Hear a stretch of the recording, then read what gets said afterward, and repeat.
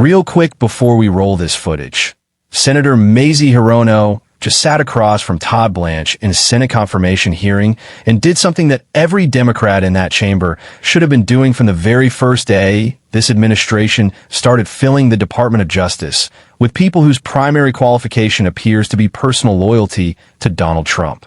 She came prepared. She came with documented timelines. She came with unanswered letters and court records and specific dates and specific quotes. And what she extracted from Blanche in that exchange tells you everything you need to know about what has happened to the Department of Justice under this administration. Watch this. Thank you, Mr. Chairman. Welcome, Mr. Blanche. To ensure the fitness to serve of all nominees who come before any of my committees, I ask the following two initial questions. Since you became a legal adult, have you ever made unwanted requests for sexual favors or committed any verbal or physical harassment or assault of a sexual nature? No, Senator. Have you ever faced discipline or entered into a settlement relating to this kind of conduct? No, Senator. Mr. Blanche, over the course of the past 5 months, the New Mexico Department of Justice has talked to your staff about getting access to information for its investigation into alleged crime at Jeffrey Epstein's Zorro Ranch. Will you and your team continue to cooperate with the New Mexico Department of Justice and help it get the information it needs? Yes, we're continuing to work with them, and yes. Thank yes, you. Senator. Mr. Blanche, at an April 8th press conference, a reporter asked you a question about President Trump's desire to see his perceived political enemies prosecuted. You answered, quote, "That is his right, and indeed it is his duty to do that." To clarify, Mr. Blanche, do you believe it is the president's right and duty to order the investigation or prosecution of his perceived enemies? Yes or no? I can't answer that yes or no. That wasn't the question. And my answer was that as the President of the United States, under Article 2, he's in charge of the Department of Justice. And so my answer reflects that idea, not that he has a right to go after his political enemies. Reclaiming my time, I think that what the president meant was pretty clear, and I just wanted to know whether you thought that that is indeed his right and duty to prosecute his perceived enemies. So let me get to that. Investigations of the president's perceived enemies aren't theoretical. They are happening. For example, last August, President Trump posted on social media that George Soros should be charged with RICO. Weeks later, one of your deputies directed several U.S. attorneys' offices to investigate Soros's charitable foundations for violating the RICO statute. Mr. Blanche, to confirm, were the U.S. attorneys' offices asked to launch these investigations because of the president's post? Yes or no? I'm not even confirming that they were asked to, but most certainly not because of any truth Well, the from president definitely, Trump. the president definitely posted that Mr. Soros should be charged with RICO, and lo and behold, several weeks later, that is exactly what your office sought to have done. Since last year, DOJ has sued 30 states seeking their voter lists. 14 of those lawsuits have been resolved by federal judges. Mr. Blanche, did any of those 14 federal court judges from across the country agree with DOJ's legal position? Again, yes or no? With some of the legal positions, yes. Pardon? The answer to the question is yes. Some of the judges agreed 14 judges? Agreed with some of our legal positions, and most of those cases are under appeal. Actually, that's not correct. The answer is actually no. These 14 federal judges, some of them were Trump appointees, disagreed with DOJ's position in terms of getting access to these voter rolls. Well, I think it's all part of DOJ's attempt and with the president's attempt at election interference. We know that federal judges are a problem for you, certainly a problem for President Trump, because they actually care about facts and evidence. And that's why last fall at a Federalist Society event, you called for young lawyers at that event to join you in fighting a war. And you said, we need you because it's a war and it's something we will not win unless we keep on fighting. The war that you were talking about was against federal judges who were ruling against the administration, correct? No. Well, then do you believe that judges should be impeached based on their rulings against this administration and the president? Yes or no? No. No, I don't believe that. On that, you disagree with the president because he believes judges should be impeached for disagreeing with them.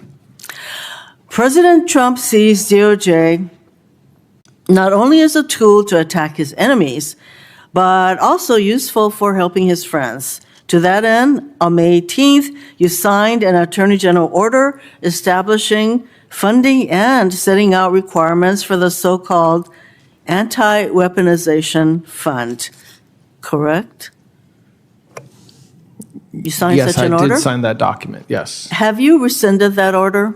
Yes, the order is no longer in effect. There is no Oh, that- weaponization fund, Mr. correct? Blanch, that is not my question. My question is, did you rescind that order? Yes, I'm doing it under oath right now. No, the It fact does not that, no, exist. when you answer that there is no fund, that is not rescinding the order, because you can resurrect that order at any time. So actually, your answer is no, you have not rescinded that order.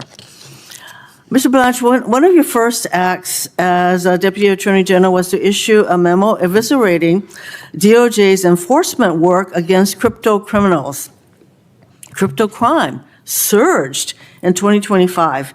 Mr. Blanch, are you aware that Americans reported over $11 billion in crypto fraud losses to the FBI last year? Our crypto enforcement is way up compared to a year and a half ago. So I didn't eviscerate anything. To the contrary, actually, we empowered AUSAs around the country to go after criminals in the right circumstances, and Mr. Blanch. we continue to do it. I take it you are not aware that there were reports of over $11 billion in crypto fraud reported to the FBI. That was my question. Are you aware or are you not aware? Are you talking about the fraud that we have prosecuted? No, that I'm 11 talking billion? about the $11 billion worth of crypto crime. This is a pretty good, simple question. I just don't understand Are the you or question. are I'm you sorry. not aware? But it doesn't seem you're aware because you're making all kinds of excuses. The fact is that crypto enforcement, you eviscerated that work that your department is supposed to be doing. And so anyway, Mr. Blanch, when you issued your memo ending crypto crime enforcement, you held significant amounts of cryptocurrency yourself. And I sent you several letters asking you about it, and I am still awaiting your answer. Mr. Blanch, it is clear to me that your leadership is going to be a continuation of what we have seen so far at the Trump Department of Justice, or more likely to be called the Department of Retribution and Corruption. You see nothing wrong with the president treating DOJ as his own personal law firm to use as a weapon against his perceived enemies and as a way of helping his friends, and as a tool to interfere with the upcoming elections. The states run elections in this country, but you want to insert DOJ at every step of the process, suing the states with frivolous claims and sending threatening letters to secretaries of state. You want to suppress the votes of American citizens who will have a chance to resoundingly reject the president's corruption at the ballot box this November. You signed a memo eviscerating DOJ's cryptocurrency enforcement work, leading to a surge in Americans being victimized by cryptocurrency fraud. You also championed a slush fund for the president's allies who attacked police officers on January 6th. From the beginning, we all knew that that's what this fund was for, but now we have findings of fact from a federal judge concluding that the fund came out of a fake lawsuit filed solely to lend an air of legitimacy to the president's attempt to compensate his insurrectionist allies. You played a key role in attempting to perpetuate this fraud on American taxpayers, and you oversaw the botched release of the Epstein files, denying justice once again to survivors who have been waiting so long for it. You have no business being the Attorney General of the United States of America. I certainly urge my colleagues to vote against your confirmation. Thank you, Mr. Chairman.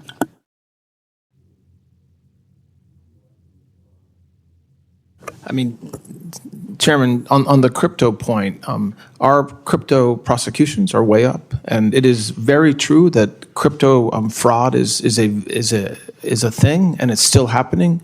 But getting rid of a task force of a bunch of lawyers in Washington, D.C. did nothing more than empower AUSAs around the country to bring cases, which is what they've done. So I'm proud of the work that we're doing in that space, and we'll continue to do it. Welcome back to Winner's Breakdowns. I'm Winner.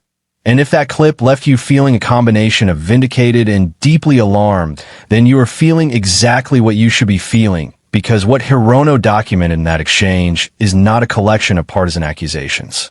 It is a documented pattern of conduct at the highest levels of the Department of Justice that should concern every single American who believes that federal law enforcement exists to serve the public interest rather than the personal and political interests of the president who appointed its leadership. If you're new here, hit that subscribe button right now. Smash that like button. Drop a comment telling me what you thought the moment that clip ended, because I read every single one, and today I want to hear from you. Let's get into every single layer of what Hirono established in that room, because I want to start with the foundational question that runs underneath every specific accusation Hirono made in that exchange, and that is the question of what the Department of Justice is actually for. The Department of Justice is supposed to be the independent law enforcement arm of the federal government. It is supposed to investigate and prosecute violations of federal law based on evidence and legal merit, without regard to the political preferences or personal vendettas of the president who nominally oversees it. That independence is not a technicality. It is the entire foundation of public trust in the legal system. When people believe that federal prosecutors pursue cases based on evidence rather than on presidential social media posts, they believe the system is fair. When they believe the opposite, they do not. And everything Hirono documented in that exchange points toward a Department of Justice that has abandoned that independence in favor of serving as what she correctly called a personal law firm for Donald Trump. Let's start with the political enemies prosecution question, because I think it is the most important and the most revealing exchange in the entire clip. Blanche made a comment at a press conference that it is Trump's right, and indeed his duty, to pursue his perceived political enemies. When Hirono pressed him on that he tried to reframe it as a statement about Article 2 executive authority over DOJ rather than an endorsement of targeting political opponents. But here is what that reframing reveals rather than conceals. The secretary who is now running the Department of Justice described the pursuit of the president's perceived political enemies as not just a right, but a duty. And his defense of that statement in a confirmation hearing was not to clearly and unambiguously repudiate it, but to offer a technical reinterpretation designed to make it sound less alarming than it actually was. If Blanche genuinely believed that the president does not have the right to use DOJ to target political opponents, he would have said so clearly and without qualification. The fact that he could not give a simple yes or no answer to whether the president has the right to prosecute his perceived enemies is itself the answer. And then the Soros investigation, and this is where I think the documented evidence Hirono presented is most damning and most difficult to dismiss. The sequence of events she laid out is specific and verifiable. Donald Trump posted on social media that George Soros should be charged with RICO. Weeks later, a DOJ deputy directed multiple U.S. attorneys' offices to investigate Soros's charitable foundations for violating the RICO statute. Blanche denied in the hearing that the investigations were prompted by the president's post. But he did not deny that the investigations were launched. He did not deny the timeline. He simply denied the causal connection between the presidential post and the investigative directive. And that denial, without any supporting explanation of what did prompt the investigations at that particular time, is not a satisfying or credible response to what Hirono documented. Think about what that sequence of events means if Hirono's factual account is accurate. The President of the United States posted on social media that a specific private citizen should be criminally charged. Weeks later, the Department of Justice directed federal prosecutors to investigate that specific private citizen for the specific crime the president mentioned. And the Deputy Attorney General of the United States cannot provide a clear explanation of what actually prompted that investigative directive if it was not the president's post. In any administration of either party, that sequence of events would represent one of the most serious threats to the independence of federal law enforcement that this country has seen. Using the criminal justice system to pursue people because the president posted about them on social media is not law enforcement. It is political persecution, and it deserves to be named as such clearly and without the diplomatic hedging that sometimes softens what should be a sharp and direct condemnation. And then the voter list lawsuits, and this one I think reveals something important about the way this administration approaches the courts when the courts do not give them what they want. DOJ sued 30 states seeking access to their voter rolls.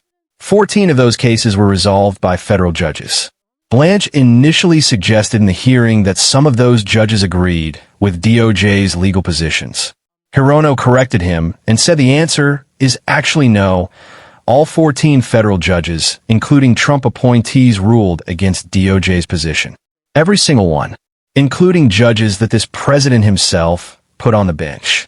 When your own appointed judges are ruling against your legal positions across the board, that is not evidence of a legitimate legal theory being tested in the courts.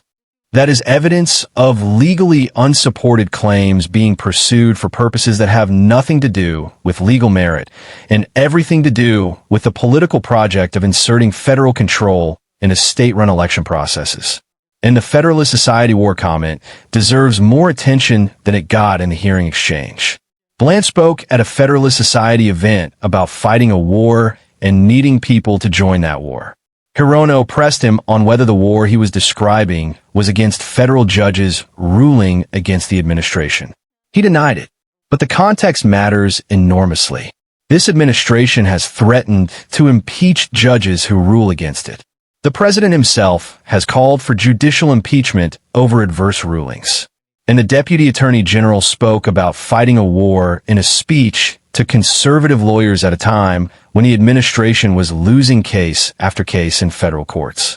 The denial that this was about judges is something that deserves to be evaluated against that broader context rather than accepted at face value.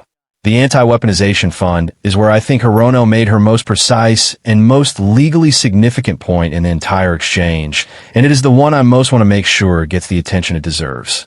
Blanch signed an order establishing this fund. He said in the hearing that the fund no longer exists. But when Hirono pressed him on whether he had formally rescinded the order he signed, he did not give a clear yes. He said he was rescinding it under oath at that moment. And Hirono made the critical legal distinction that saying the fund no longer exists is not the same as a formal written rescission of the order that created it. Without a formal rescission, the order remains on the books and can be revived at any time without any new public announcement or congressional notification. That is not a technicality. That is a fundamental question about whether the administration is genuinely ending something problematic or simply saying it ended while preserving the legal infrastructure to bring it back the moment it becomes politically useful to do so. And what was this fund actually for? A federal judge found as a matter of fact that the anti-weaponization fund came out of a fake lawsuit filed solely to create the appearance of legitimacy for what amounted to the president compensating people who participated in the January 6th attack on the Capitol.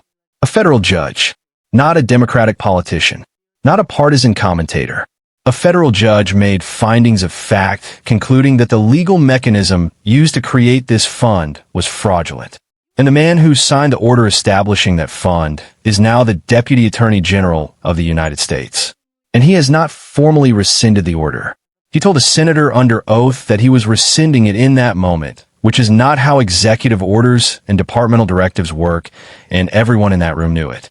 The crypto enforcement issue deserves sustained attention for a reason that goes beyond the policy debate about how best to pursue cryptocurrency fraud. Hirono documented that at the time Blanche issued a memo scaling back the DOJ's cryptocurrency enforcement task force, he personally held significant amounts of cryptocurrency. She said she sent multiple letters asking about this conflict and received no response. The absence of a response to documented letters asking about a potential conflict of interest between a top law enforcement official's personal financial holdings and a policy decision that affects the value of those holdings is not a minor oversight. It is a refusal to be transparent about a conflict that every serious ethics standard would require to be disclosed and addressed. Blanche's defense that his memo actually empowered U.S. attorneys rather than reducing enforcement does not address the conflict of interest question at all. Those are two separate issues, and the fact that he kept conflating them in his response suggests he did not want to address the actual question Hirono was asking. And the Epstein files handling. The survivors of Jeffrey Epstein's abuse have been waiting for justice for years. The release of those files was supposed to bring some measure of accountability and transparency about what happened and who was involved. The handling of that release under Blanche's oversight has been described as botched. Survivors who were promised transparency got confusion. Documents that were supposed to illuminate what happened created more questions than answers. And the Deputy Attorney General who oversaw that process is sitting in a confirmation hearing being asked about it, while the people whose lives were devastated by Epstein's crimes are still waiting for the justice they were promised. Hirono's closing statement was powerful and it was deserved, and I want to defend it against the criticism that it was merely partisan performance. She said Blanche has no business being Attorney General. She said the Department of Justice under his leadership is the Department of Retribution and Corruption. She said he played a key role in perpetrating a fraud on American taxpayers through the anti-weaponization fund. These are not unsupported allegations. Every one of them was grounded in specific documented facts she laid out in the preceding minutes of her questioning. The Soros investigation timeline. The voter list lawsuits lost in every court, including before Trump-appointed judges. The anti-weaponization fund that a federal judge found came out of a fake lawsuit. The crypto conflict of interest with unanswered letters. The botched Epstein file release. These are not talking points. They are documented events with specific dates and specific legal findings and specific unanswered questions that the man being confirmed to one of the most powerful law enforcement positions in the country could not or would not address clearly and directly in a public hearing. Democrats need to keep doing exactly what Hirono did in that room. Keep coming with the documented timelines. Keep pressing on the specific unanswered questions rather than accepting the broad denials. Keep making the record clearly so that the American people can see exactly what is happening inside their Department of Justice and evaluate for themselves whether what they see is consistent with the independent and impartial law enforcement agency they deserve. Keep naming the pattern clearly. An attorney general who said it is the president's duty to pursue his perceived enemies. Investigations of specific individuals that follow presidential social media posts. Legal theories that cannot survive scrutiny even in front of friendly judges, a fund that a federal judge found was fraudulent, a conflict of interest on crypto that went unanswered through multiple letters, and a botched release of files that survivors of one of the most serious child abuse cases in American history have been waiting years to see. That is the record. Hirono put it on the record clearly and without apology. And every American who believes that the Department of Justice should serve the public rather than the president deserves to understand exactly what that record says. So drop a comment and tell me what hit you hardest in that clip. Was it the political enemy's prosecution quote and Blanche's inability to clearly repudiate it? Was it the Soros investigation timeline? Was it the voter list losses in every single court? Was it the anti-weaponization fund and the federal judge's findings of fact about it? Was it the crypto conflict of interest with unanswered letters? Was it the Epstein file handling and what it means for survivors still waiting for justice? Was it Hirono's closing statement and the documented basis for every accusation she made? I want to hear all of it because this is exactly the conversation Winners Breakdowns was built for. If you believe the Department of Justice belongs to the American people and not to Donald Trump's personal legal team, if you believe that documented patterns of political interference in federal law enforcement deserve to be named clearly and on the record, and if you think Mazie Hirono did exactly what a United States Senator is supposed to do in that hearing room, then you know exactly what to do right now. Hit that subscribe button, smash that like, and share this video with every American in your life who deserves to understand what is actually happening inside their Department of Justice right now. This has been Winners Breakdowns. Stay informed, stay outraged about the right things, hold power accountable at every level, and I will catch you in the next one.